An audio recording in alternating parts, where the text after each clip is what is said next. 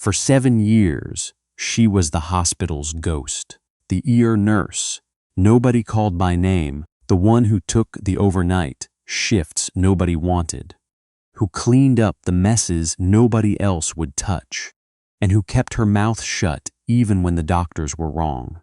That all ended on a Tuesday afternoon in March, when 4 United States Army Rangers walked through the emergency department doors, looked past the chief of medicine, past the hospital administrator in his expensive suit, and dropped to a dead-still attention salute, aimed directly at the woman mopping blood off the linoleum floor. They called her Sergeant First Class. She had been mopping that same floor for 3 years. At Coastal Ridge Medical Center in Tacoma, Washington, the emergency department operated like a feudal kingdom with very clear borders. At the top sat Dr. Raymond Colby, Chief of Emergency Medicine, a man who had graduated top of his class at Johns Hopkins in 1998 and had never once let anyone in the building forget it.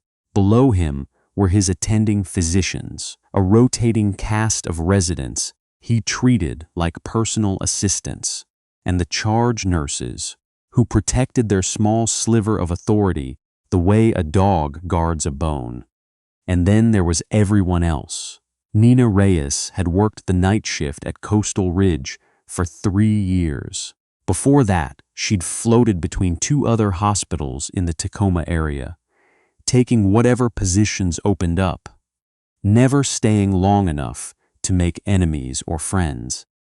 She was 34 years old, though the particular stillness behind her eyes made her seem older in a way that had nothing to do with wrinkles. She wore plain navy scrubs, kept her dark hair pulled back in a bun so tight it looked almost severe, and moved through the emergency department with the quiet efficiency of someone who had learned long ago to take up as little space as possible. The other nurses called her Nina. The doctors called her Reyes when they called her anything at all. The charge nurse on the day shift was a woman named Brenda. Not the Brenda in the file, a different one entirely. But Brenda Ashford was the kind of person who had constructed her entire professional identity around a laminated badge and a color-coded scheduling spreadsheet. She was 31, 6 years younger than Nina, and she wore her authority the way a child wears a Halloween costume, loudly, self-consciously, and always hoping someone was watching. Brenda had made it quietly clear in Nina's first week that the night shift nurse, with the flat affect and the strange scars on her forearms, was not the kind of person who fit the image Brenda was cultivating for her department. Rise. Brenda didn't look up from her tablet when she said it. She never did. Supply room is a disaster. Someone left the trauma bay carts half-stocked from last night. I need that sorted before Dr. Colby gets in for rounds. And when you're done, Ortho called in a favor. They need a transport run to the 3rd floor. I have 2 patients in triage, Nina said. Her voice was even. It was always even. Martinez can cover triage. Brenda waved a hand. I need the supply room done. Nina looked briefly at the triage bay, where a 62-year-old man sitting with his arm curled against his chest in a way that had nothing to do with a broken wrist and everything to do with his heart. She had clocked it the moment he walked in. She had already started mentally calculating the window. Brenda, the man in Bay 2 needs an EKG. His color is off and he's compensating his breathing. He's not presenting a cardiac event yet, but rise. Brenda's voice dropped into that particular register that meant the conversation was over. Supply room. Now. Nina went to the supply room. She restocked the trauma carts. She ran the transport to orthopedics. When she came back down 40 minutes later, the man from triage was on a gurney surrounded by 3 residents and a crash cart. and Dr. Colby was barking orders over the top of everyone's head. He survived. Nina already knew he would. She had slipped the EKG order into his chart before she went upstairs, initialing it in a way that would read as Dr. Colby's standing triage protocol if anyone checked. Nobody checked. Nobody ever checked. That was the nature of Nina Reyes's particular talent. She fixed things in ways that left no fingerprints. She caught the medication errors before they reached the patient. She updated the charts that the residents forgot to close. She repositioned the patients that the overnight attendings didn't bother to turn. She did it all without being asked and without being thanked, because the alternative, doing nothing and watching someone die, was not something her nervous system would allow. She had spent 4 years in exactly that mode. Only back then, she hadn't been doing it in a climate-controlled emergency department in Washington state. She'd been doing it in the dirt. There was a scar on Nina's right forearm that started just below her elbow and curved in a thin, pale arc toward her wrist. Most people assumed it was from a kitchen accident. There was another one, barely visible under the collar of her scrub top that ran along the left side of her neck. That one she had never explained to anyone at Coastal Ridge. There was a third scar, long and precise, that bisected her left rib cage. Surgical, clean. The kind that comes from someone who knew exactly what they were doing cutting into another person's chest under circumstances that allowed for no mistakes. The scars told a story. Nina never did. In the locked drawer of her apartment's single nightstand, tucked inside a waterproof document sleeve that she had never once opened since moving to Tacoma, were a combat medical badge, an Army Commendation Medal with Valor device, and a photograph of 7 women in desert utilities, squinting into an Afghan sun, their arms around each other, with the particular ease of people who have stopped being afraid of death together. Nina was second from the left. She was smiling in the picture. It was the last photograph anyone had taken of her smiling like that. She had come back from her 3rd deployment with all of her limbs and most of her hearing and a medical discharge that the Army had processed with bureaucratic efficiency and zero ceremony. The woman who had returned was technically the same person. Technically. She needed the quiet. She needed the routine. She needed a job where she could do something useful and disappear into the background of her own life. Coastal Ridge had seemed like a good fit. For a while, it was. The shift that changed everything started on a Tuesday morning in mid-March, and it started badly. A nor'easter that had stalled off the coast for 2 days finally made landfall overnight, and by 5 a.m., the emergency department was running at 140% capacity. Nina had been on since 11 the night before. She had not sat down since approximately 1 a.m., when she'd spent 4 minutes eating half a granola bar over the sink in the break room before a code alarm pulled her back out. By 7, when the day shift was supposed to arrive, Brenda was the only one who had shown up. 2 of the day nurses had called out. A third was stuck on the interstate. "You're staying," Brenda told Nina. It wasn't a question. "I'm at 14 hours, Nina said.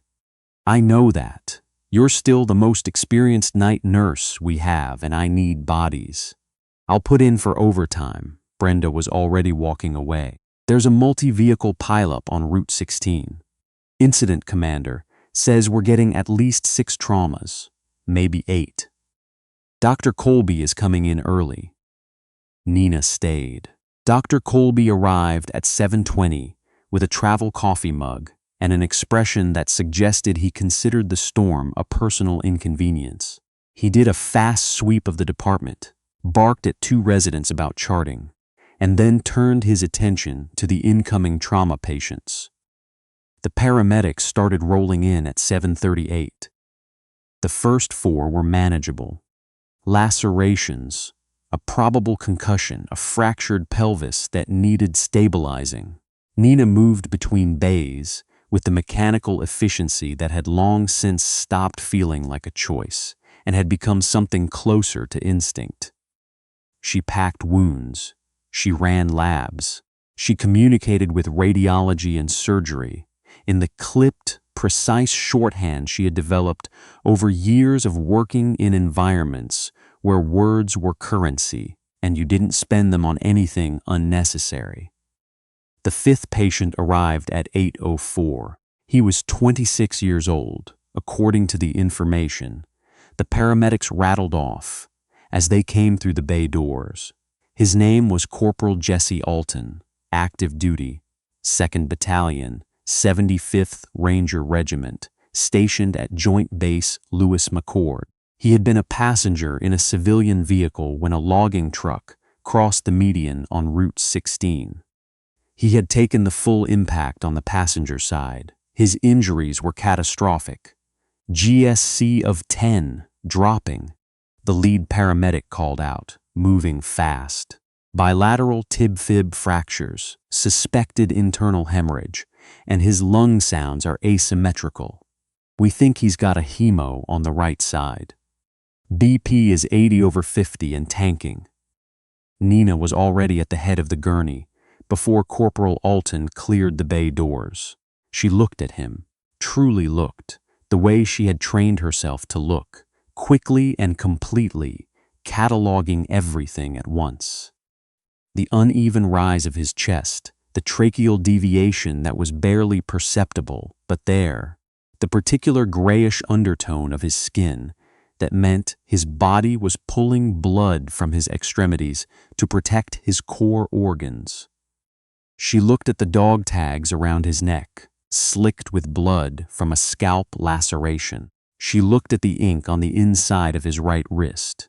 A small compass rose, the kind that Ranger graduates sometimes got in the weeks after completing the course. Something locked into place inside her. Something that had been sitting in neutral for 3 years shifted into a gear she had not used since the last time she'd been kneeling on foreign soil trying to keep someone alive. He has a tension pneumothorax developing on the right, she said. His trachea is deviating. If we don't decompress before we move him to imaging, he'll arrest on the table. The first-year resident assigned to Trauma Bay 1, a young man named Dr. Petrie, looked up from the chart he'd been handed and blinked at her. That's Dr. Colby's call. Dr. Colby is in Bay 3. Then we have approximately 90 seconds, Nina said. Her voice had not changed in volume or tone. It never did. But something in the quality of it made Dr. Petrie go very still. I need a 14-gauge needle, second intercostal space, mid-clavicular line, right side. Now you can't perform a needle decompression without. Nina was already moving. She did not shout. She did not argue. She pulled her supply kit, located the needle, and with the kind of steady hands that only come from having done something hundreds of times, in conditions that were much, much worse than a trauma bay in Washington State, she performed the decompression. The rush of air was immediate. Alton's chest rose more evenly. The monitor, which had been screaming, dropped back into something approaching a rhythm. Dr. Colby appeared in the doorway of Bay 140 seconds later. He took in the scene, Alton stabilized, Nina stepping back from the gurney, Petrie standing to the side with his mouth slightly open. What the hell happened in here? Colby said. Tension pneumo, Nina said. I decompressed. Colby's eyes went from the patient to the needle to Nina and back to the patient. He was a smart enough physician to recognize competence when he was staring directly at it. He was also a proud enough man to find it deeply irritating. Get surgery on the line, he said to Petrie. I want a chest tube in and a thoracic consult, and I want this patient's chart." He paused. "Good catch, Petrie." Petrie opened his mouth. Nina looked at him. Just looked the same way she had looked at the patient. Quick, complete, and without judgment.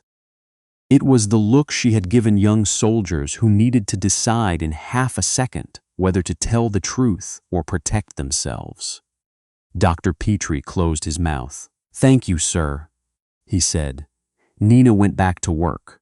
Corporal Jesse Alton spent 4 days in the ICU before he was stable enough to be moved to a step-down room. Nina was not his nurse during those 4 days. Her assignment kept her in the emergency department 3 floors below, taking the worst of the overnight slots because Brenda scheduled there. And Brenda's scheduling decisions were, as far as hospital administration was concerned, the law. She heard the gossip, of course. Everyone heard the gossip. A decorated young ranger, badly injured, recovering well. The administration was already quietly talking about a press angle. The hospital's PR director had made 2 visits to the ICU. There was talk of a formal military visitation. A contingent from JBLM coming to present Corporal Alton with a commendation he'd earned during his last overseas rotation. Brenda had already submitted a request to be listed as Alton's primary care contact for the day of the visit. Nina did not submit any requests. She did not know about the visitation until the morning it happened, when she arrived for what was supposed to be a quiet Thursday day shift and found the lobby of Coastal Ridge Medical Center with 3 news vans in the parking lot. She went in through the side entrance, the way she always did, and took the stairs to the locker room, where she changed into fresh scrubs and tied her hair back and did the same mental exercise she did at the start of every shift. Narrow it down. Forget the noise. Think only about what's in front of you. She was assigned to the emergency department. The visitation was happening on the 4th floor. It had nothing to do with her. She told herself that at 7:04 a.m., standing at the nurse's station with a cup of coffee she hadn't touched. At 9:17 a.m., Brenda appeared at the ER entrance in freshly applied lipstick and her best set of scrubs, the ones she saved for Joint Commission visits. Behind her, moving through the hospital corridors with the kind of deliberate, synchronized motion that immediately cleared a path, was a group of Army Rangers in dress uniform, 4 of them. A sergeant major at the front, 2 staff sergeants flanking him, and a captain bringing up the rear. Their presence in a hospital corridor was the particular kind of incongruous that made everyone stop moving and stare. The way you stare when something from one world appears in another world where it doesn't belong. Brenda was practically vibrating. "They're here for the 4th floor," she told the receptionist loudly. "I'm escorting them up. As charge administrator, it's appropriate that I." The sergeant major had stopped walking. He was standing at the entrance to the ER corridor, and he was not looking at Brenda. He was not looking at the hospital director, who had appeared from somewhere with his lanyard and his best handshake. He was not looking at Dr. Colby, who had positioned himself near the front, instinctively gravitating toward any situation that seemed like it might involve recognition. He was looking at the nurse's station at the end of the corridor.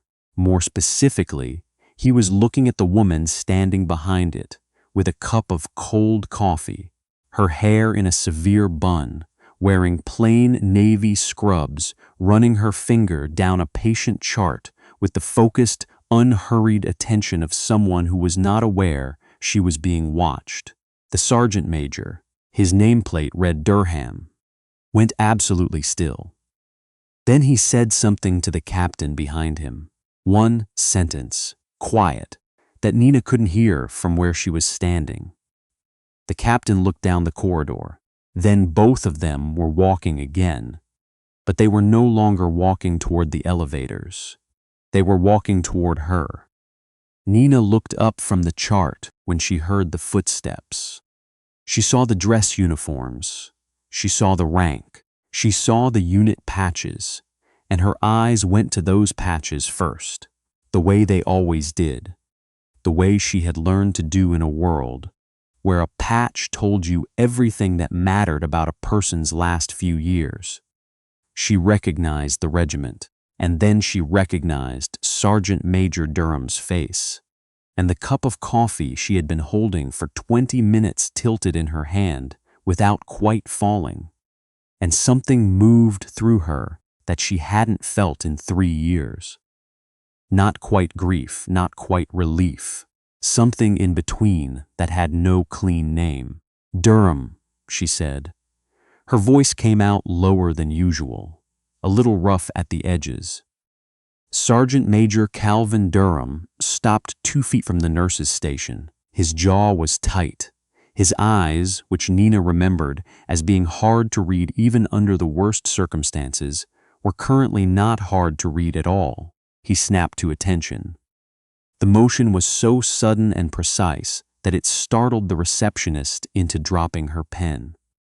Behind him, both staff sergeants and the captain did the same.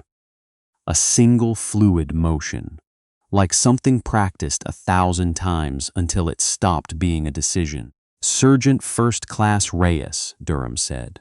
His voice was very controlled and very loud in the quiet of the ER corridor. "It is an honor, ma'am." The ER went silent. Not the productive silence of a department that had briefly run out of crises. The particular silence of a room full of people who have just witnessed something they do not have context to understand. Brenda had stopped walking. She was standing in the middle of the corridor with her hands slightly out from her sides, like someone whose script had been taken away mid-sentence.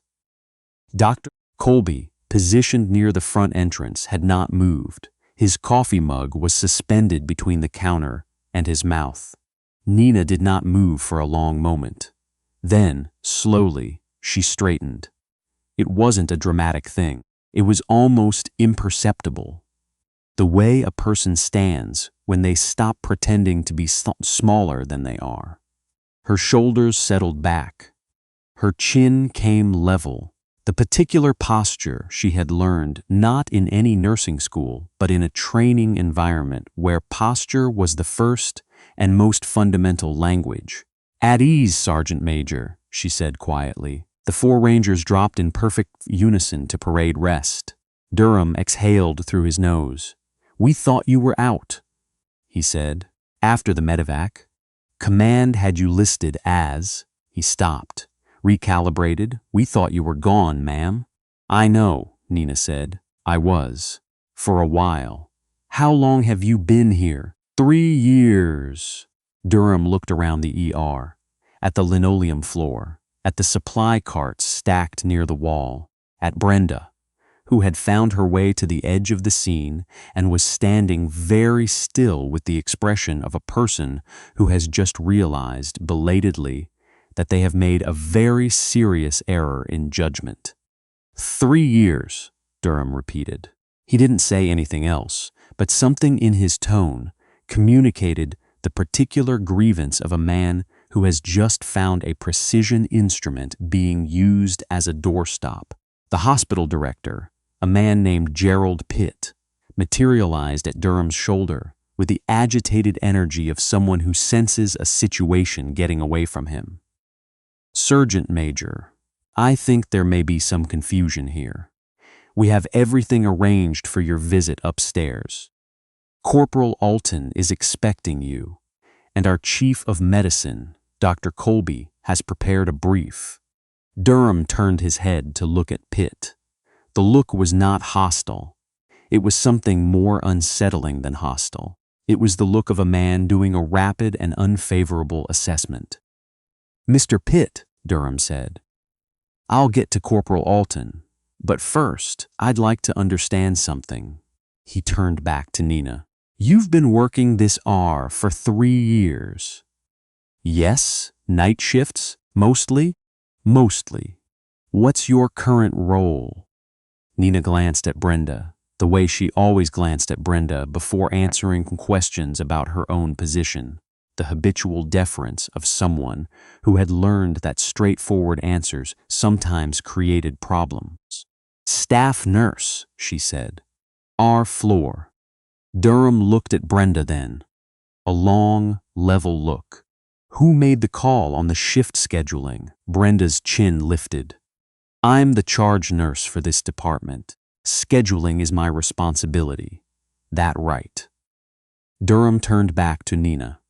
Corporal Alton's intake report came across the battalion medical officer's desk 2 days ago. There was a clinical notation, needle decompression in the field, performed by nursing staff, that probably bought Alton 40 minutes that took him from fatal to critical. He paused. That was you. It wasn't a question. I noticed the tracheal deviation, Nina said. There wasn't time to locate Dr. Colby. She performed an unauthorized procedure, Brenda said immediately. Her voice had recovered its authority, or was trying to. That notation should reflect that it was outside her scope, and that she failed to. Brenda. Nina said it quietly. Just the name, nothing attached. But Brenda stopped talking. Durham looked at the charge nurse for a moment, with the expression of a man who has heard a very small animal make a very loud noise and is deciding whether to acknowledge it. He decided not to. Sergeant First Class Reyes, Durham said, and the formal address dropped like a stone into the silence. Spent 11 years in the Army. 8 of those in a forward surgical capacity with special operations units. She is credentialed in advanced trauma life support, tactical combat casualty care, and pre-hospital emergency care at the physician extender level. She has performed field surgeries in 4 combat zones under active fire. He spoke the way he would have spoken in a briefing room, methodical, unhurried, comprehensive. She was recommended for the Soldier's Medal after an engagement in Nangarhar Province, in which she performed emergency surgical intervention on 3 critically wounded personnel simultaneously during an active firefight, with 0 equipment and under mortar fire, and kept all 3 of them alive until extraction. The ear had not gotten any less quiet. Dr. Colby had set down his coffee.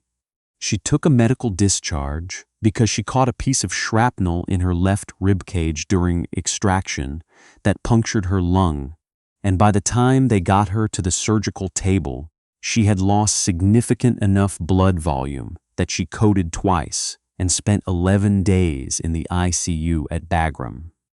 Durham's voice stayed level. When she got out, she did what a lot of people do when they get out. She found somewhere quiet and she tried to become invisible. He looked at Nina steadily. We didn't know she was here. We didn't know she was anywhere. Mr. Pitt made a sound that might have been the beginning of a sentence, and then wasn't. This woman, Durham said, has been working your night shifts and your worst overnight assignments and running supplies to the 3rd floor for 3 years. He said it slowly, with the care of someone who wanted every syllable to land in the right place. And she is credentialed and experienced at a level that most trauma surgeons in this building are not. Brenda made a sound. It was a small sound, but it was the wrong sound to make in that moment. She never disclosed any of that, Brenda said. I can't schedule someone based on qualifications I don't know about, and her scope of practice is. I'd like to see her personnel file, Durham said to Pitt. Not to Brenda, to Pitt. Pitt's color had gone peculiar. Of course, and I'd like a list of her shift assignments for the last 6 months. Certainly. And I'd like to know, Durham said. And here his voice acquired a quality that Nina recognized from the times she had heard it, directed at people who were about to have a very bad day. What your hospital's formal process is for reviewing the scope assignments of nursing staff with specialized credentials. Pitt looked at Colby. Colby looked at the floor. Because the unit I represent, Durham continued, along with 3 other Ranger battalions operating out of JBLM, sends a significant number of personnel through this emergency department annually. We operate a joint healthcare services agreement with this facility, and I'm going to need to understand whether the level of care those personnel receive is consistent with what I'm currently understanding about how you use your staff. He let that sit for a moment. Then he said, more quietly, "That's not a threat. That's a question. But it's a question I'm going to want answered." Gerald Pitt had the look of a man watching a slow-motion catastrophe and calculating the cost of each additional second. He turned to Nina with the particular helpless energy of someone who has run out of options and is hoping the person they have wronged will be merciful. Nina looked at him for a long moment. She was tired. She was genuinely bone-deep tired. 14 hours of shift, still sitting in her legs. The low-grade exhaustion of 3 years spent in a place that had never once made her feel like she belonged. She was also aware, in the clear and clinical way she was always aware of things, that the next 30 seconds were going to determine the shape of the next several years. She could make this easier for everyone. She was very good at making things easier. She had been doing it for 3 years. But there was the man in triage last month whose cardiac event she had caught because she was paying attention when Brenda's attention was elsewhere. There was the medication order 3 weeks ago that she had quietly corrected before it reached the pharmacy. There was Dr. Petrie, who was a genuinely good physician working under a system that gave him no room to be honest, who had spent 4 days carrying the weight of a lie that wasn't really his lie to carry. She thought about all of that. Then she thought about the compass rose on Corporal Alton's wrist. "Mr. Pitt," Nina said. Her voice was even. It was always even. "I have documentation, not because I was planning to use it, because I was trained to document. And it's a habit that's hard to break." She looked at Colby. "There are 17 instances in the last 8 months of clinical decisions made on this floor that I flagged internally and that I can account for with written record. I documented them for patient safety purposes, not for this conversation, but they exist." Colby's face had gone carefully neutral. "I'm not interested in litigation," Nina said. "I'm not interested in anyone losing their job. I am interested in the patients in this department receiving consistent care and in the nursing staff on this floor being assigned in ways that make clinical sense." She paused. "I'd also like Dr. Petrie to be told formally that the decompression on Corporal Alton was performed by me.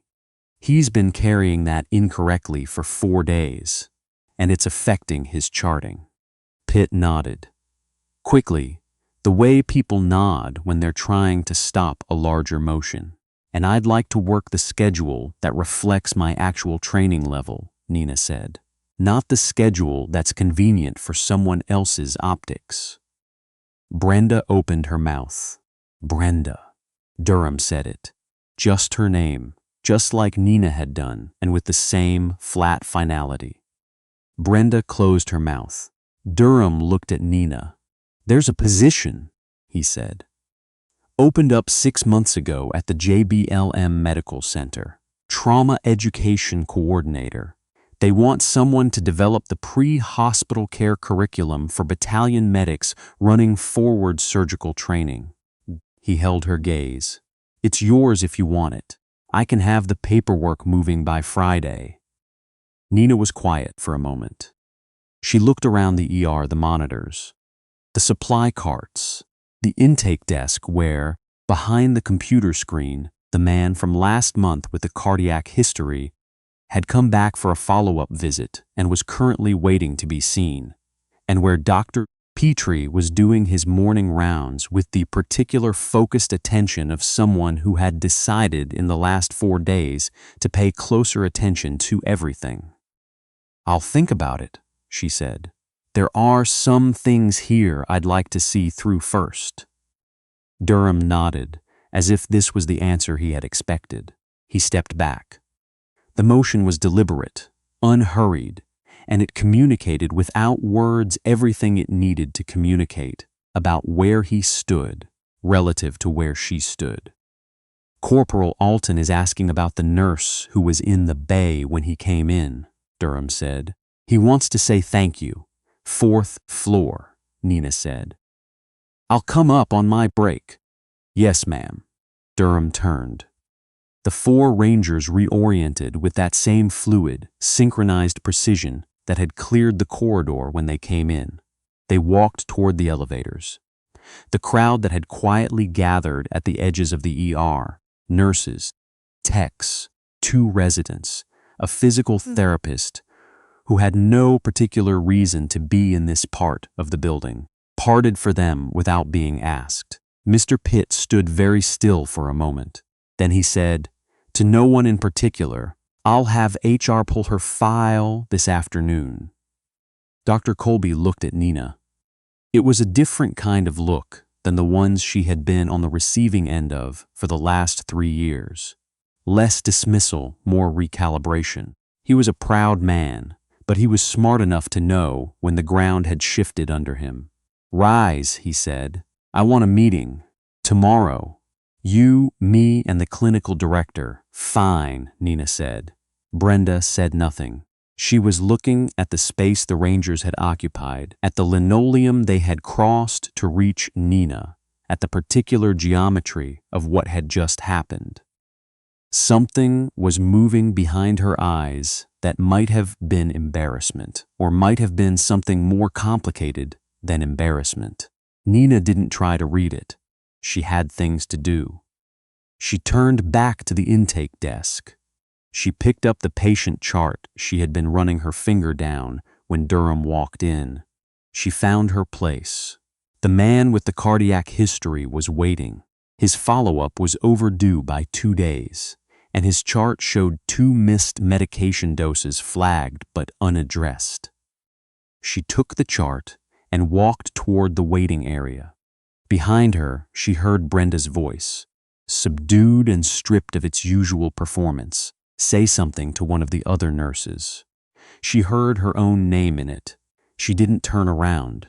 She had learned a long time ago that the most effective thing she could do in any situation. On a hillside in eastern Afghanistan, with the air full of smoke and cordite, and the sound of someone who needed her, was to keep moving forward and focus on what was directly in front of her. The man with the cardiac history looked up when she approached. He had kind eyes and a paper cup of water he'd been holding since he sat down. "Mr. Harlow," Nina said, pulling up a chair across from him. "I'm Nurse Reyes. I looked at your chart this morning, and I'd like to ask you a few questions, if that's all right." He said it was all right. She asked the questions. She listened to the answers. She did the job.